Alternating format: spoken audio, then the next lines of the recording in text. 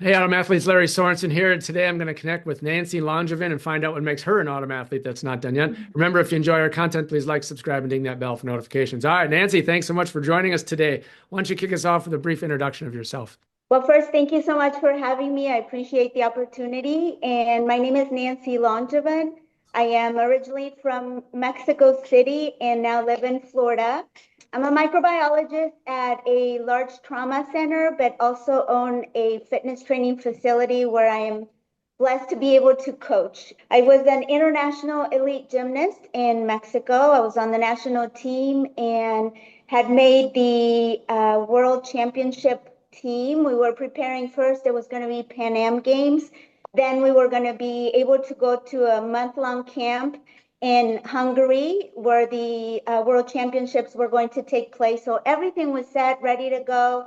It seemed like my dream was finally being fulfilled. And obviously, World Championships were the qualifying event for the Olympics. So I was right on track. And then out of the blue, the country decides to halt all international travel. So at that point, basically all the hard work, the training, the dreams were just crushed. And I quit gymnastics for a little bit, trying to figure out what I was going to do. It seemed like your whole identity was gone. And I just decided to get back. I'm going to get back for fun. I really miss training. And I started to do that. And I was very glad I did because then I was offered a D1 scholarships to compete here in the US in Illinois, Southern Illinois University in Carbondale. So I completed my degree there, we competed for 2 years and then they dropped the program. I was offered a few other scholarships, but decided to focus on academics. And many years went by where I would work out because I've always been pretty active in athletic, I guess, but something was missing, that sense of competition. So thankfully, I was able to find tennis.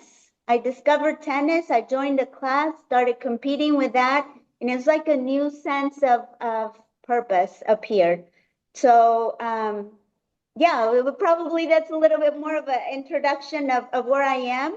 And right now I'm living in Florida. And like I said, I basically coach functional training, mainly for athletes. We have hockey players and other kids that are in different sports, trying to work with them as well as some adults. I have two wonderful kids. I have a daughter and a son.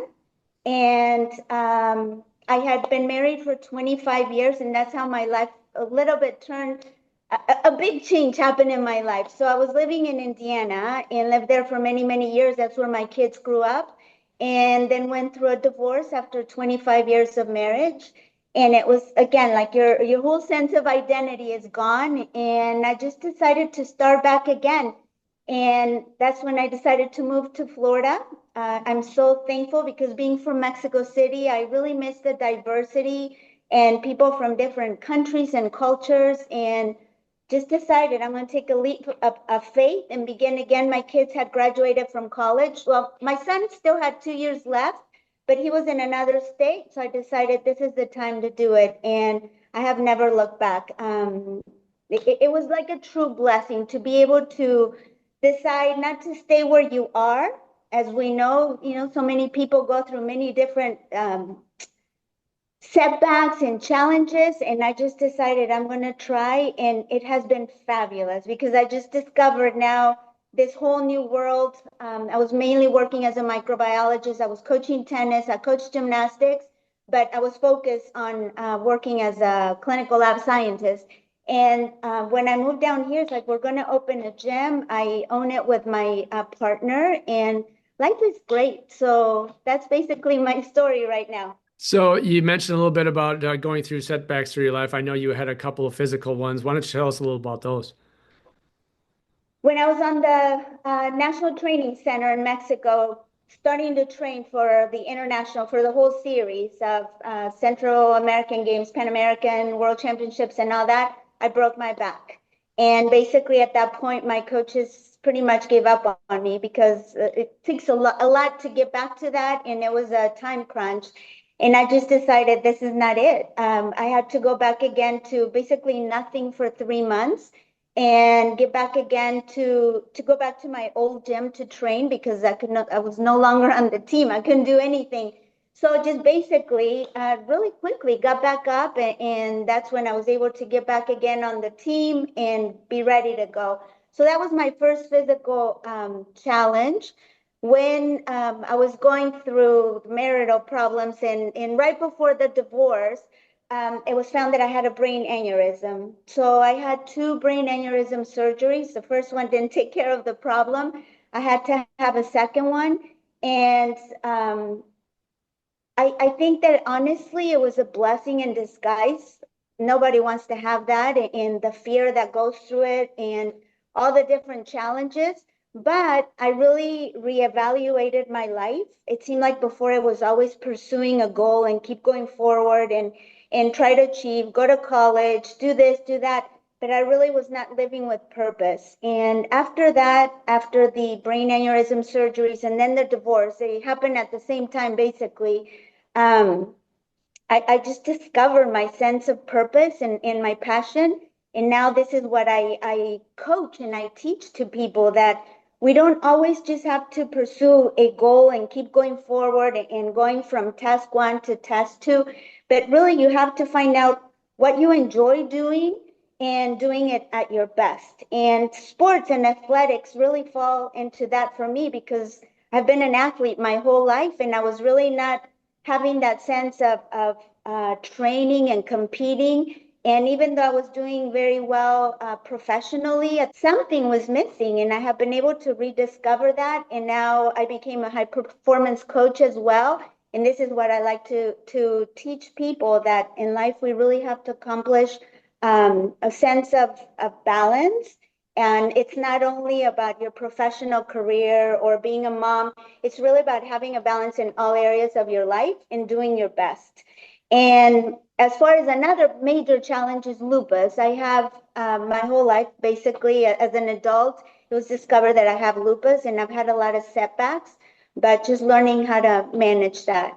And for our audience that is not aware, how does lupus affect you? What exactly is that? So the type of lupus that I have is called systemic lupus erythematosus, and it affects basically wherever it chooses to go.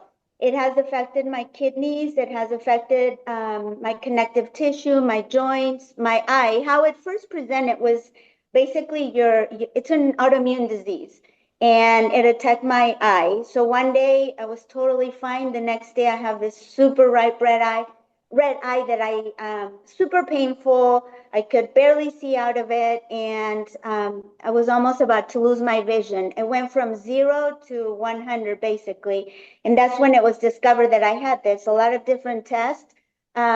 Looking back, I probably had it before because I would get very serious chest pains, and it was basically attacking. At some point, it was like the lining of the heart. Other times it attacked my ribs. So in between the ribs, you have connective tissue and it attacks that. So it's extremely painful. Sometimes zero energy because your immune system is on overload. So working like crazy, attacking itself. And it has been quite a journey. But again, with life, you really have to try to get down to the root of the problem and develop some sort of clarity, and then develop a plan on how am I going to move forward. And yes, it's difficult. And yes, sometimes you just feel like almost like the victim mentality, why me? But everybody goes through something in their life. So just kind of that has taught me to a lot of resilience and how to overcome any type of challenges that come my way. Speaking of a plan, you've developed a plan in recent times to attack a new type of sport, and you're wearing a shirt that kind of is related to it. So tell us about this new venture as an autumn athlete that you're getting into. It has been, it's almost like they injected new passion and energy into my life. So as I mentioned before, I always felt like I was missing that. Having been a gymnast for all those years, all the way through the end of college, I missed that. And then I got into tennis and I got a little bit of that. But in the back of my mind, I kept saying, what can I do as a older person? What can I do to compete again, to really have that sense of purpose in that particular area of my life? And my kids ran track in Zionsville. I used to live in Indiana, Zionsville, Indiana. I love that place.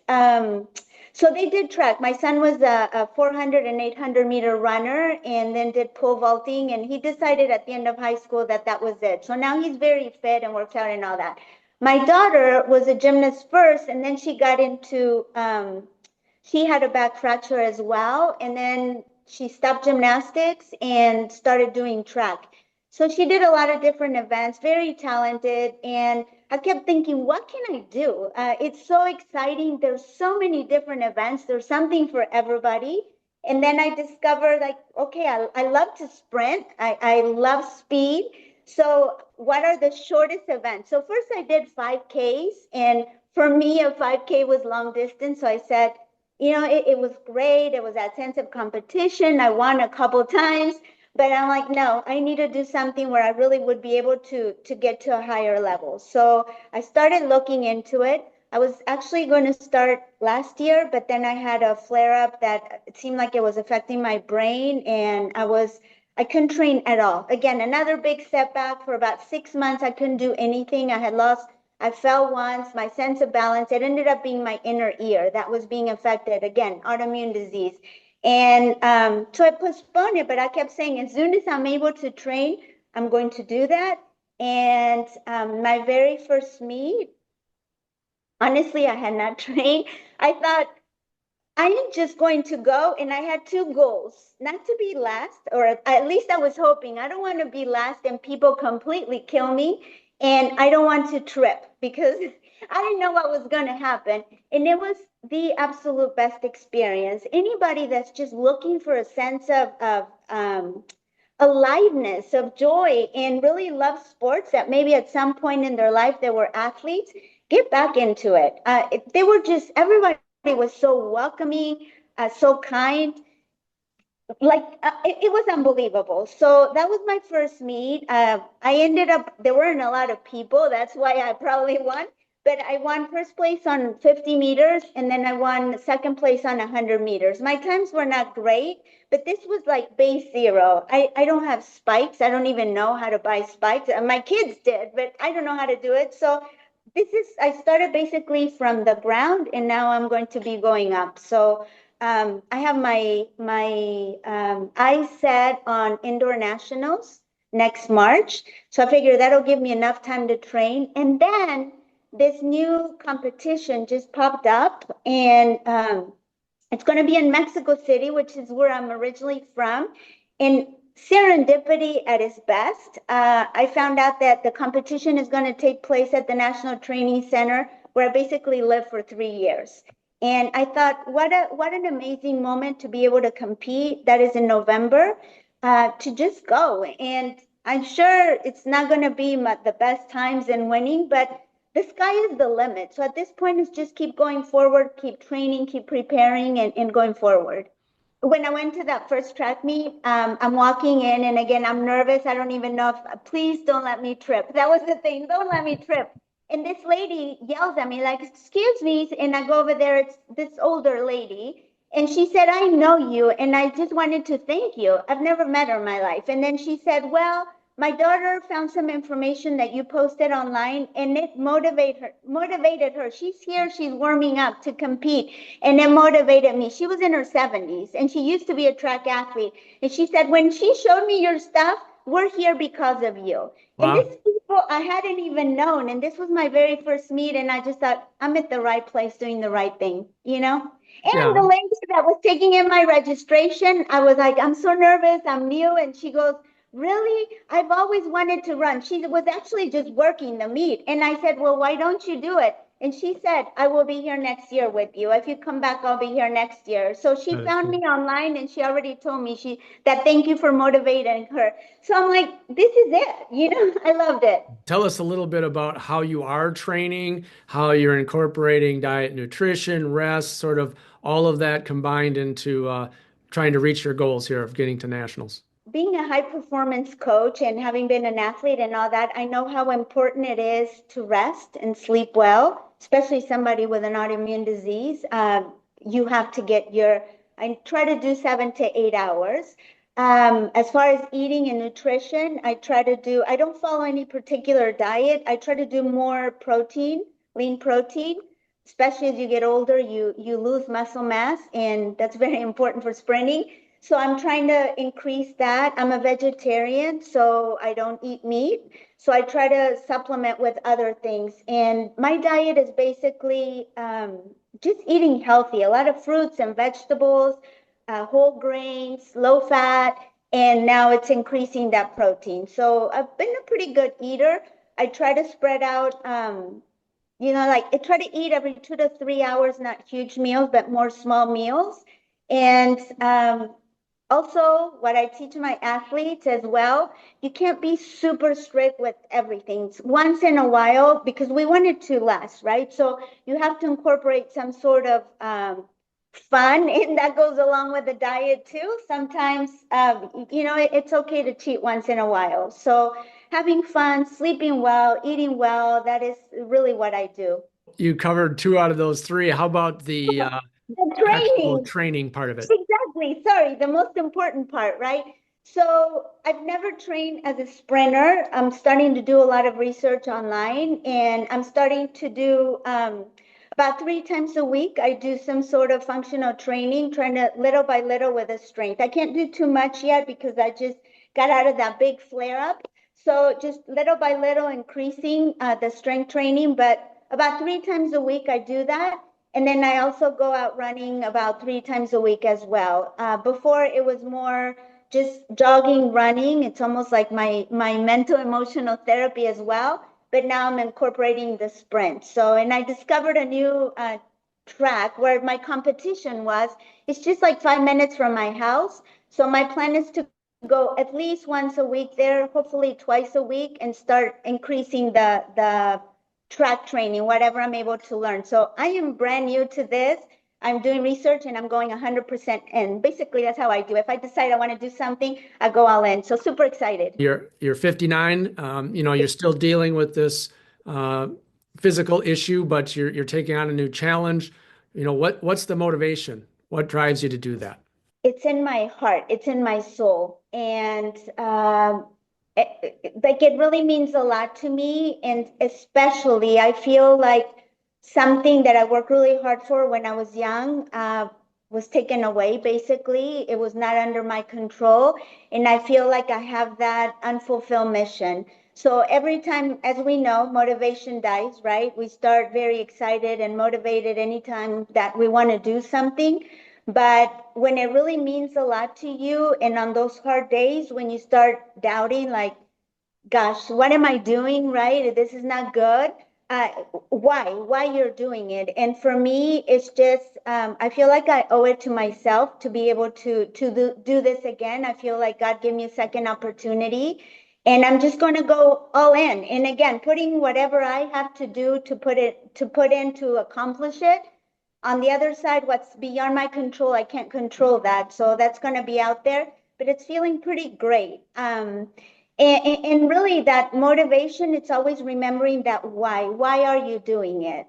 So you mentioned something about coaching and so forth before. Do you have any kind of an online presence that we can find out more about your coaching? Yes, Unbound Synergy Fitness is our gym, and we actually are in the process of creating a new online academy, and it's called unboundsynergyacademy.com. So if you just type that, Unbound Synergy Fitness or unboundsynergyacademy.com, you will be able to find who we are. And we're starting that process for the online academy. We really want to reach a larger audience. Now, we've been very blessed to be able to work with hockey players, with our community here in South Florida, but we want to go globally. I mean, I would love to help people in Mexico, all over the world, because what I basically teach is just the high performance, and not just high performance athletically, which to me is very important, but maybe for some people not. But it's just basically how to achieve your best version and be happy in a sustainable way, because a lot of times we accomplish a goal and then we go down to not having purpose. So really reaching all of those areas, having meaningful pursuits, having the courage to pursue your dreams, having energy, having good psychology, all of these things. And I wrote a book. It's called The Flip Side of Despair. It's on Amazon. And it's just basically that life is going to throw a lot of adversity to us. It doesn't matter who you are. At some point, you're going to have to deal with it, some more than others. But there's always the other side of adversity. And on that other side lies greatness, that you're under control. And every single human being, a lot of people think, oh, maybe you have it, but I don't have it. Every single human being has that inside. And it's that inner light, which I believe to be it's God. And some people may have different beliefs, but the universe, luck, source, you have that light within. And when you are hit with adversity, you have the power to get back up, and not only get back up and stay at that same level, but be able to rise and be able to create the life of your dreams. So that has become my passion, helping all of those that are down, to teach them that you have the power within, and with the right, obviously we can't do it without, right? We need coaches, we need mentors, we need guides, but you have the ability to create the life which is like beyond your expectations. Well, if you'd like to find out more and connect with Nancy, we will post all of her social links down in the description below. Nancy, I want to thank you so much for joining us today. I'd like to close up today with the opportunity for you to just give us some final thoughts. So my final thought is advice to everybody, that whenever life throws something at you where you feel that you can't go forward, or you're being, for kids out there, right? They're being bullied, or for adults that maybe they're going through some life change where they feel, I can't do this. And they're just basically living one day at a time. Don't just do that. You have the power within to be able to get back up and create the life again, that life that you desire. And my best advice is never give up. Never, ever give up. Every time you fall down, there's always an opportunity to get back up and crush it. So keep going. You have the power within, and life can be pretty darn great. Well, there you go, folks. Great advice from Nancy Langevin. She is definitely an autumn athlete that's not done yet. Remember, keep moving, set your own goals, and train hard to achieve them. Thanks so much for watching, and we'll see you next time. Thank you.